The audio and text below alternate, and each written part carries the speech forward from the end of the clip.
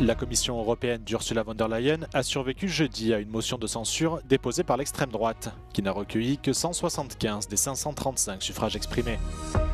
Au moins 2 personnes sont mortes et 16 autres ont été blessées dans une nouvelle attaque russe d'ampleur contre Kiev. Parallèlement, Washington a annoncé la reprise des envois d'armes en Ukraine. The European Commission survived a no-confidence vote that has just been voted here in the European Parliament in Strasbourg. 175 members of the Parliament voted in favor of the motion of censure, while 360 voted against and 18 abstained.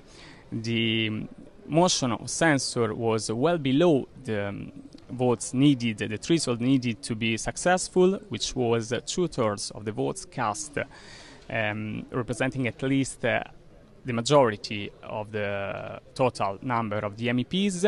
So 360 votes were needed to topple the Commission. But most of the political groups of the European Parliament backed the Commission by rejecting this motion of censure. Of course, the European People's Party voted unanimously against, but also the Socialists and Democrats, Renew Europe and the Greens voted against, even with some abstentions. The far-right groups, Patriots for Europe and the Europe of Sovereign Nations, as well as large part of the European Conservatives and Reformists and some delegation of the left, voted against the Commission, so in favor of the motion of censure. So for the moment, Ursula von der Leyen, which was not present in the hemicycle during the vote, is safe. But the vote and the debate previous to the vote has left some doubts about the support for her agenda here in the Parliament. Vincenzo Genovese, Euronews, Strasbourg. Des immeubles en proie aux flammes, de la fumée noire qui assombrit le ciel et des débris qui jonchent les trottoirs.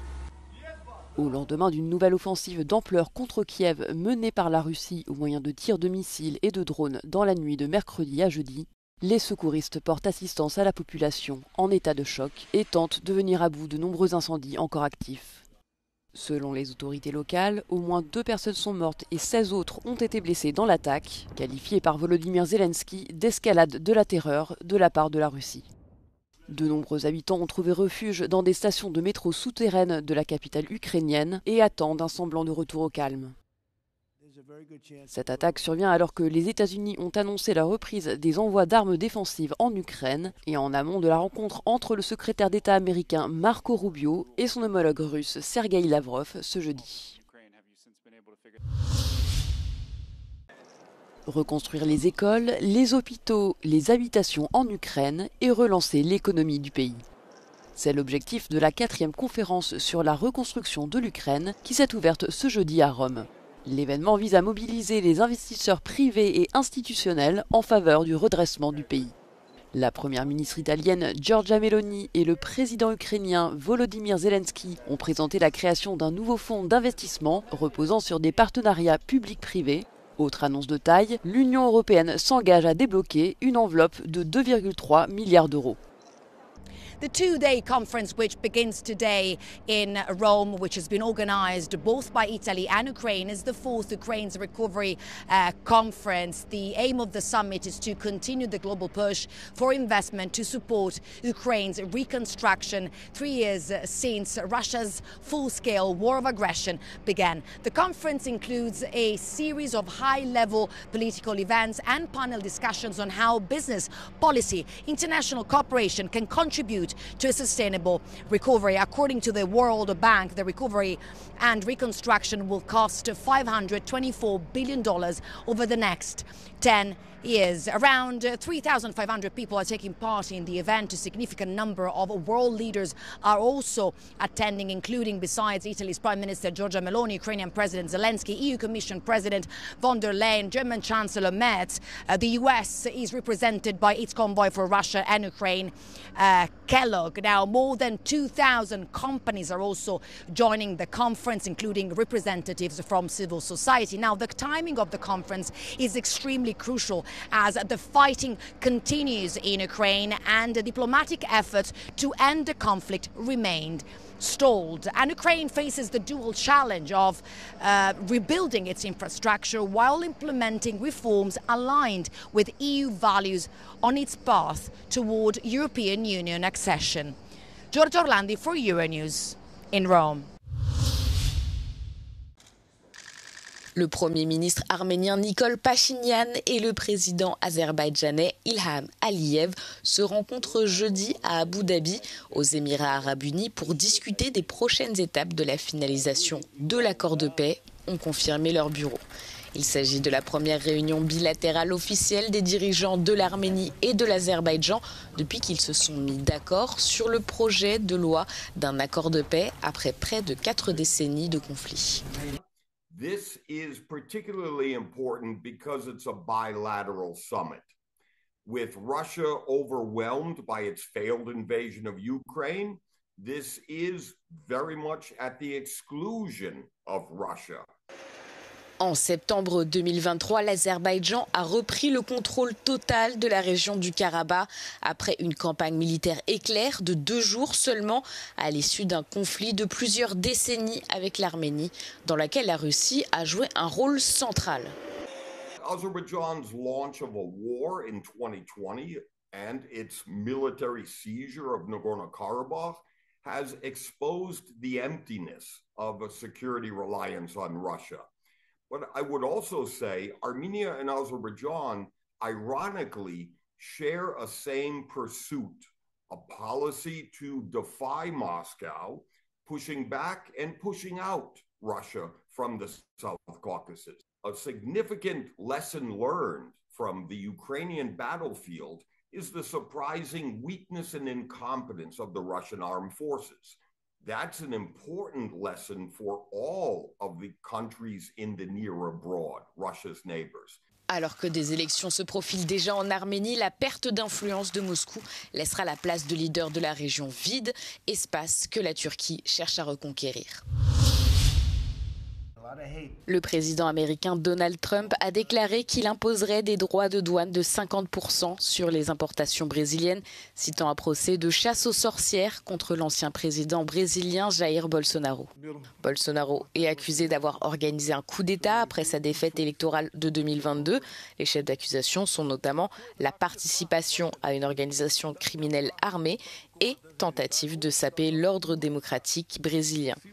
Dans une lettre adressée à l'actuel président Luiz Inácio Lula da Silva, Trump déclare que le procès ne devrait pas avoir lieu et demande qu'il prenne fin immédiatement.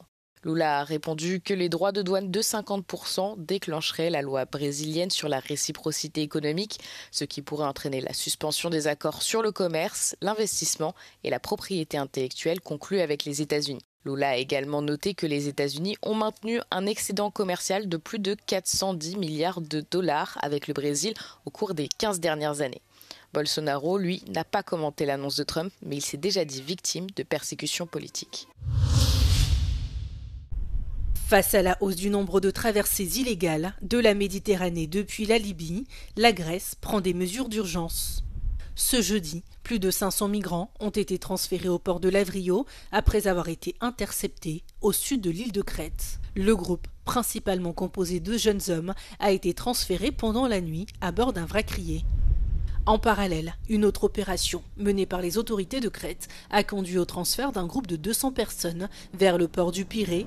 Ces derniers seront par la suite envoyés dans des centres de détention en Grèce continentale, faute de places libres dans les centres d'accueil en Crète. Une situation qui intervient alors que le gouvernement grec souhaite mettre en œuvre des mesures d'urgence face à la hausse d'arrivée de migrants en provenance de Libye.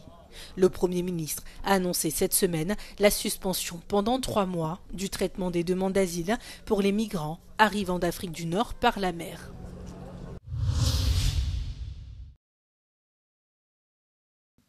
Le Parlement européen dénonce un recul de l'état de droit en Géorgie. Les élus ont adopté ce mercredi un des textes les plus difficiles de l'histoire de l'élargissement de l'Union. Le texte a été adopté par 490 voix pour et 147 contre. Le document dénonce l'influence croissante de la Russie sur le parti au pouvoir à Tbilissi.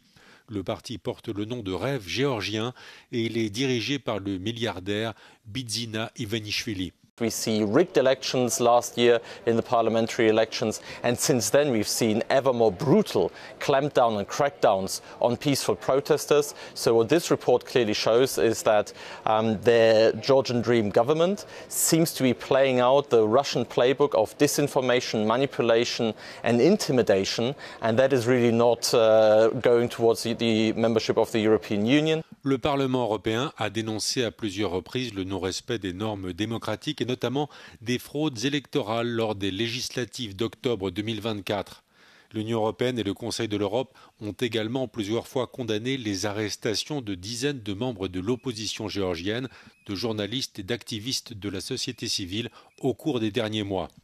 A return to the EU path could only be considered if the Georgian authorities take credible steps to reverse democratic backsliding, meaning stopping the violence against citizens, releasing all those unjustly detained, suspending repressive laws and engaging in a meaningful dialogue with civil society.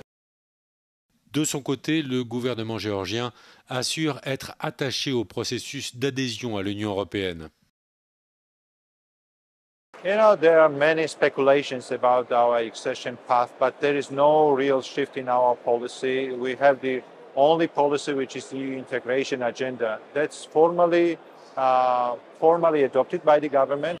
Les désaccords croissants entre l'UE et le gouvernement géorgien ont incité les deux parties à geler le processus d'élargissement. La Géorgie venait à peine de recevoir le statut de candidat à l'adhésion quand le gel du processus a été décidé.